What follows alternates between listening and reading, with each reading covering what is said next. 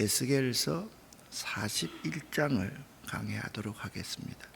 이미 말씀드렸듯이 40장부터 48장은 에스겔이 본 성전에 대한 환상에 대해서 기록하고 있습니다.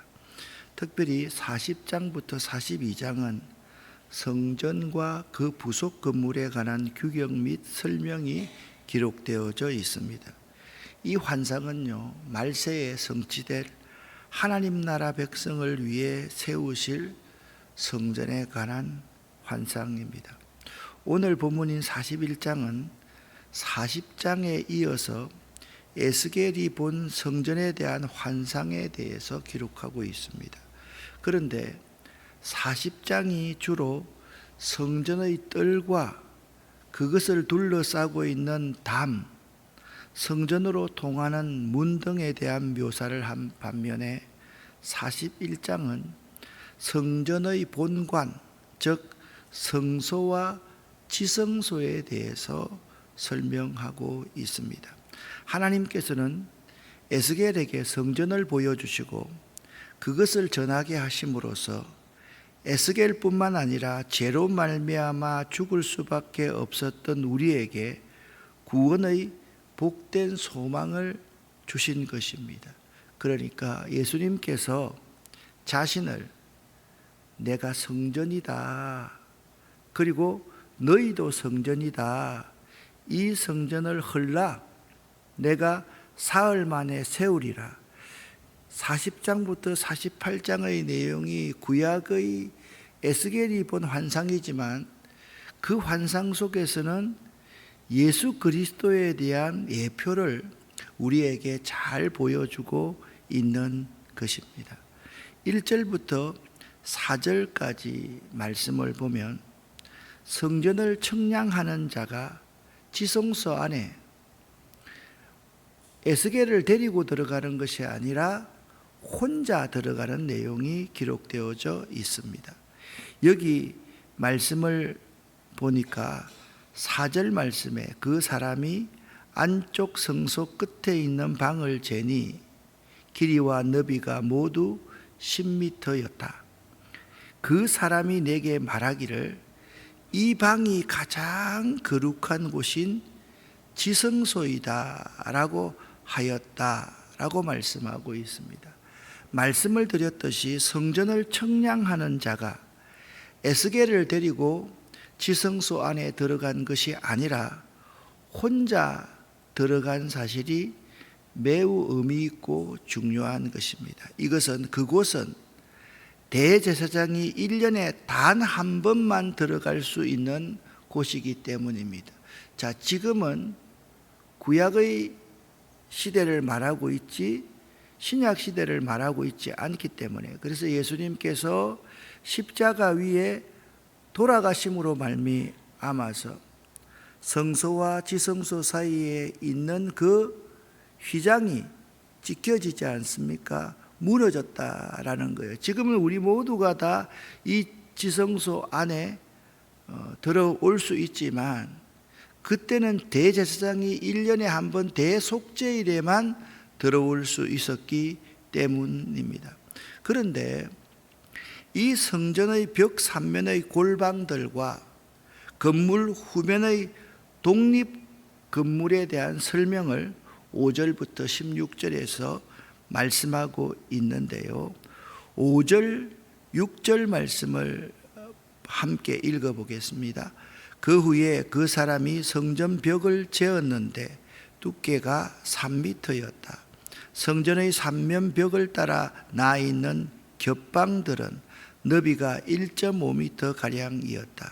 그 겹방들은 방 위에 방이 있어서 3층을 이루고 있었고 층마다 방이 30개씩 있었다. 겹방 골방들은 벽의 힘으로 지탱된 것이 아니라 벽에서 나온 선반의 힘으로 지탱되었다. 여기 총 30개 3층으로 되어 있는, 그러니까 90개의 크기가 다른 골방들이 나옵니다.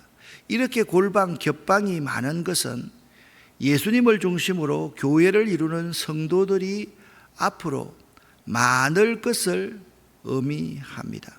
또한 골방의 크기, 그 겹방의 크기가 서로 다르다라는 것은 신기하지 않습니까? 그곳에 예수님을 중심으로 이룰 성도가 많다. 성전 안에 골방이 90개나 된다는 거예요. 그런데 그 방의 크기가 똑같은 게 아니라 각기 다 다르다라는 것은 예수님을 중심으로 교회를 이루는 성도들이 많을 것이지만 그들의 능력과 그들의 위치, 은사 등은 각기 다 다를 것을 의미하고 있는 것입니다. 그런데 골방들의 크기에 상관없이 이 골방들은 성전과 연합되어져 있다라는 거예요. 그 골방들은요, 성전뿐만 아니라 다른 골방들과도 상하 좌우로 연결되어 결국 하나를 이루어가고 있는데요, 그것이 기가 막힌 조화를 이루고 있더라. 그렇게 오늘 성경은 말씀하고 있습니다. 자, 성전 안에 여러분 3m, 1.5m 여러분 생각하면요, 우리 있는 컨테이너 딱 20피트짜리 컨테이너 반 정도의 방입니다. 그러니까 정말 사람 한 사람이 겨우 누워 있을 정도의 그러한 방이 90개씩 있는데 좌우로 서로 연결되어 이 방 하나가 완전체를 이루고 있는 것이 아니라 성전과 그 부속 건물들이 서로 연결되어서 온전히 성전으로 바로 이루어져 있다라는 사실입니다. 사실 우리들이 연합하는 것, 하나가 되는 것이 참으로 힘듭니다. 교회 안에서 연합하고 하나 된다는 것이 쉬운 일이 아닙니다. 어찌 보면 하나가 되는 것보다 하나됨을 지켜나가는 것이 훨씬 더 어려운 일일 수가 있습니다. 그러니까요, 이런 겁니다. 교회에 강력한 리더십을 가진 담임 목사가 있을 때는 하나가 되는 것이 쉽습니다.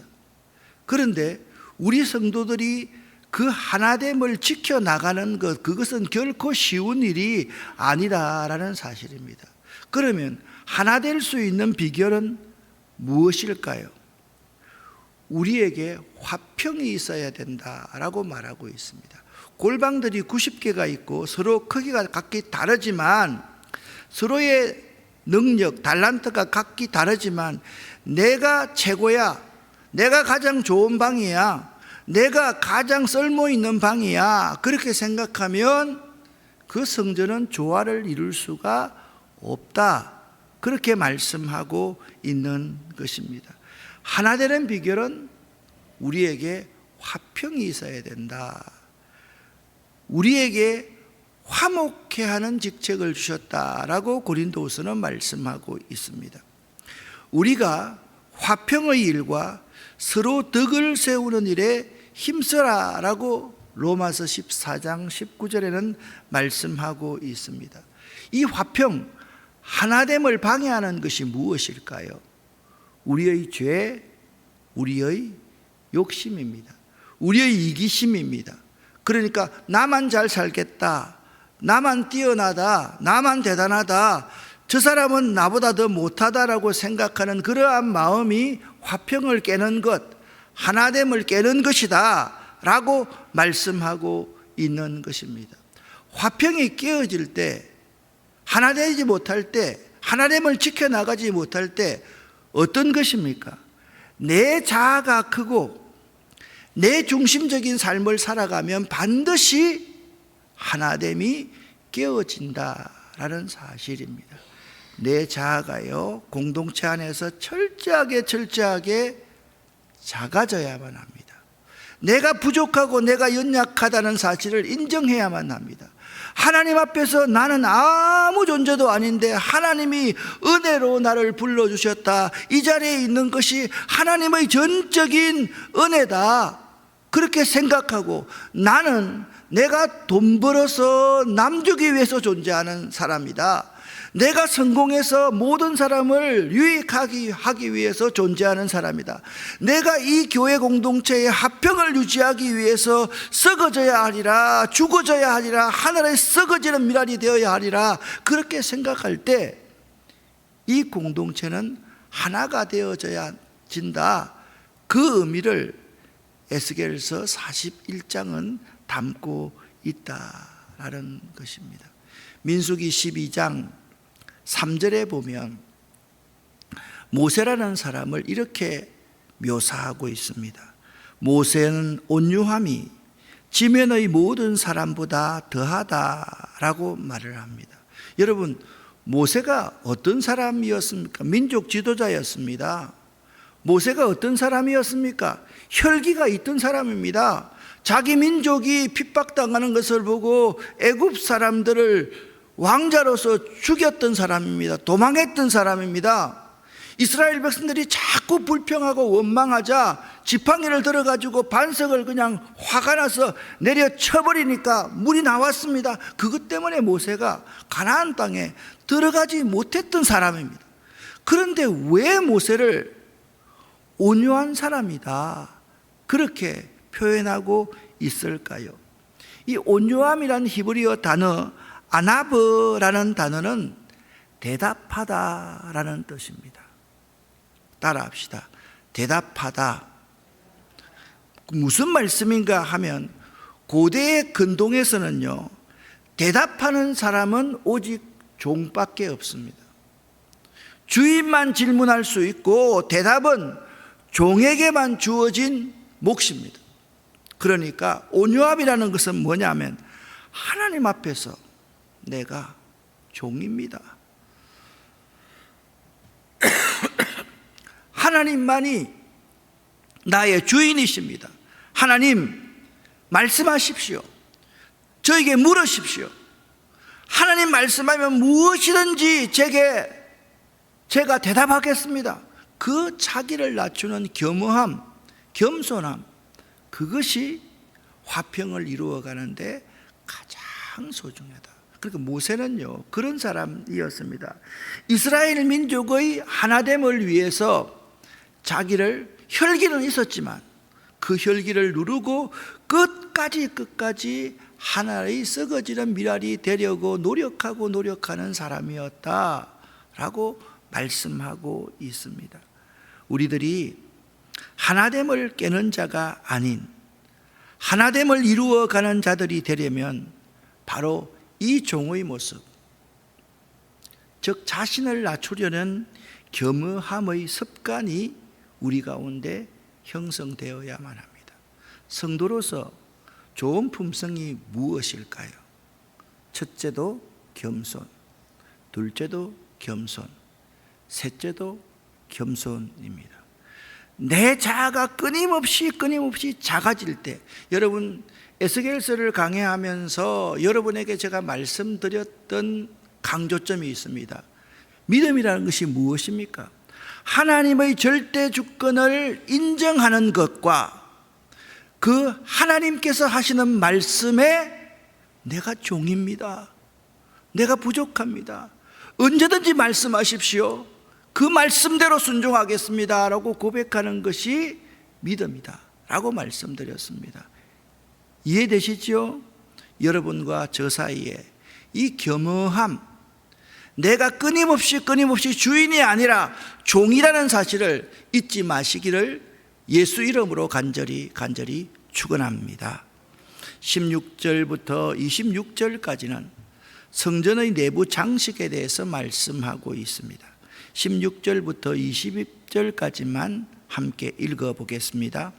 문 통로벽과 닫힌 창과 삼면에 둘러있는 회랑은 문 통로 안쪽에서부터 땅에서 창까지 널판지로 가렸고 창은 이미 닫혔더라. 문 통로 위와 내전과 외전 사방벽도 다 그러하니 곧 청량한 크기대로며 널판자에는 그룹들과 종려나무를 새겼는데 두 그룹 사이에 종려나무 한 그루가 있으며 각 그룹에 두 얼굴이 있으니 하나는 사람의 얼굴이라 이쪽 종려나무를 향하였고 하나는 어린 사자의 얼굴이라 저쪽 종려나무를 향하였으며 온 성전 사방이 다 그러하여 땅에서부터 문 통로 위에까지 그룹들과 종려나무들을 새겼으며 성전 벽이 다 그러하더라. 아멘. 에스겔서 같이 40장부터 48장까지 성전에 관해서 읽을 때는 하나하나의 단어에 집중하는 것보다 그 전체적인 그림을 그리는 것이 매우 중요합니다. 성전 내부 벽에는요, 두 개의 얼굴, 즉 사람의 얼굴과 사자의 얼굴을 가진 그룹, 천사의 일종이죠. 그룹과 종려나무가 그려져 있었습니다. 성전 벽에는요, 두 개의 얼굴이 있었는데 하나는 사자의 얼굴이 있고 하나는 사람의 얼굴이 있었습니다. 그리고 종려나무가 그려져 있었다. 이 그룹은 영광의 주를 둘러싸고 있는 하늘의 영이며 여기서 모든 동물의 생명의 이것이 모든 동물의 생명을 상징하고 있습니다. 그런데 두 얼굴, 사자와 사람의 얼굴을 가지고 있다라는 것은 사람의 얼굴은 가장 지혜롭다. 사자의 얼굴은 가장 용맹스러운데 하나님의 그룹 천사들은 이 세상 어떤 지혜와 용맹스러움을 능가하는 능력을 가지고 있는 분이다 라고 해석할 수가 있습니다. 그리고 종려나무 그림 역시 가장 고상한 것을 뜻하는 걸로 해석할 수가 있습니다. 이 두 가지가 의미하는 것은 곧 승리와 영광의 생활입니다. 본문에 나타나는 이러한 장식은 그냥 그 시대에만 있었던 것이 아니라 솔로몬이 지었던 성전에도 비슷한 모양으로 나타나 있습니다. 열왕기상 6장 29절에 보면 지성소와 성소의 모든 벽에 조각을 했는데 그림이 그려져 있었는데 그룹과 종려나무와 꽃 모양을 새겨 놓았다라고 말씀하고 있기 때문입니다. 여기서는요, 그룹들과 그 그룹들의 모습이 사람의 얼굴과 사자의 얼굴을 하고 있었고 종려나무가 그려져 있었는데 솔로몬 성전에는 거기에 한 가지 더 붙여서 꽃 모양을 새겨 놓았다. 가장 천사는요, 가장 지혜롭고 가장 용맹스럽고 가장 아름다운 존재다라는 사실을 우리에게 말씀하고 있는 것입니다. 21절과 22절을 읽어보면 여호와 앞에 놓은 상에 대한 환상이 그려져 있습니다. 이것은 나무로 만든 일종의 제단인데요, 높이가 1.6m, 길이가 1.1m로 이것은 제단이라기보다는 일종의 향단을 의미하는 것으로 보입니다. 그리고 22절부터 26절은 성전에 있는 두 개의 문, 안에 있는 문과 밖에 있는 문에 관한 설명입니다. 안에 있는 문은 지성소 문이며 밖에 있는 문은 성소 문입니다. 그러니까 여러분, 이 성전을요, 다르지만은 성소와 지성소로 구분해 본다라고 하면 여기까지는 전체적으로 성소인데 성소에 문이 있고 지성소에도 문이 있더라, 그렇게 말씀하고 있습니다. 그런데 성소에 들어온 사람이 지성소 안에 들어가려고 하면 반드시 문을 통과해야 돼요. 성소에도 문을 통과해야 되고 지성소에도 문을 통과해야 되는데 이것이 요한복음 10장에 나오는 나는 양의 문이니 라고 말씀하시는 양들의 문이 되시는 예수님을 통과하지 않고서는 그 누구도 하나님께 나아갈 수 없다라는 사실을 상징적으로 우리에게 보여주고 있는 것입니다. 여러분, 성소로 들어가려고 하면 예수를 통과하지 않고서는 안 됩니다. 예수의 보혈을 의지하지 않고서는 이 성소로 나아올 수가 없습니다. 예수 이름을 의지하지 않고서 나아올 수가 없습니다. 어떤 사람의 이름을 의지해서는 성소 안에 들어온다라고 말할 수 없습니다. 더욱이 하나님 앞에 지성소 앞으로 나아갈 때도 양의 문이 되시는 예수 그리스도 그분의 이름을 의지하고는 나아올 수 없다라는 것입니다. 예수님께서는 요한복음 10장 9절에 이렇게 말씀하고 있습니다. 함께 요한복음 10장 9절을 읽어보겠습니다. 내가 문이니 누구든지 나로 말미암아 들어가면 구원을 얻고 또 들어가며 나오며 꼴을 얻으리라. 아멘. 예수님으로 말미암을 때만 결실이 있습니다. 사업하시는 분, 기도하시는 분, 공부하시는 분, 어떤 분이라도 할지라도 예수님으로 말미암아 들어가고 나와야지 결실이 있다. 이 사실을 여러분 꼭 잊지 마시기를 예수 이름으로 간절히 축원합니다. 기도하겠습니다. 살아계신 하나님 아버지여, 감사합니다. 고맙습니다. 우리 한 사람 한 사람들이 이 주의 공동체 안에서 나의 자아가 작아질 수 있게 하시고 내가 종임을 이 목사부터 잊지 않도록 도와주시옵소서. 그래서 나의 겸손함, 겸허함의 습관이 이 하나님의 공동체를 하나로 만들어 갈 수 있도록 도와주시옵소서. 주님, 종이 두 손을 들고 이들을 축복합니다. 새벽 제단에 나와서 기도하는 우리 모든 남종과 여종들에게 하늘의 복과 원천의 복을 부어 주시옵소서. 이들의 기도가 하나도 땅에 떨어지지 않고 응답될 수 있도록 도와주시옵소서. 예수 그리스도 이름으로 축복하옵고 간절히 기도 올립니다. 아멘.